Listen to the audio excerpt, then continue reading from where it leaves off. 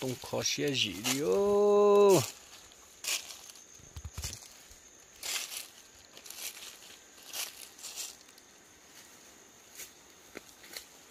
Càng có về mà quần thùng trông su.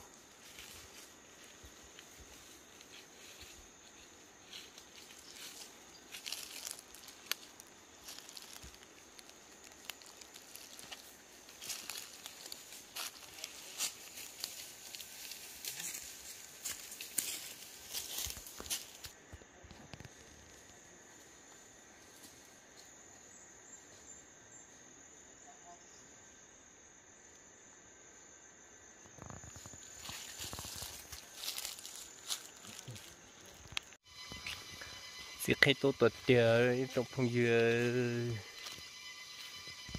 đòn lù nó thế nào, còn một tay thì là mà bỏ trong tè đó, lụt tay lù đi nó này, cho nó chỉ khen che này, cho nó khen trò này, khen che tới tàu rành kia nữa.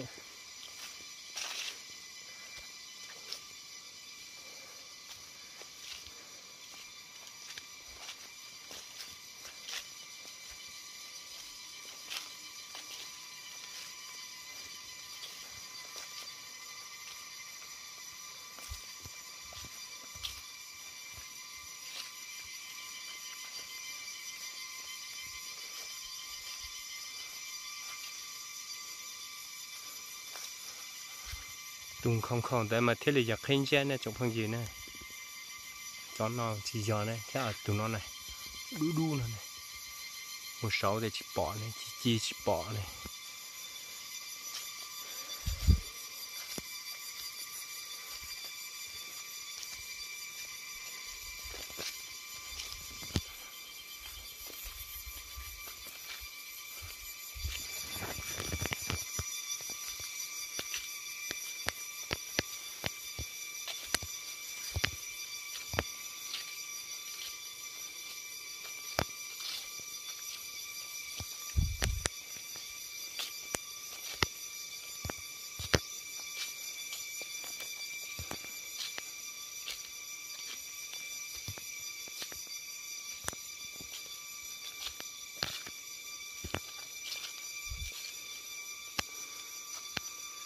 Đi gì nồng cho nó này.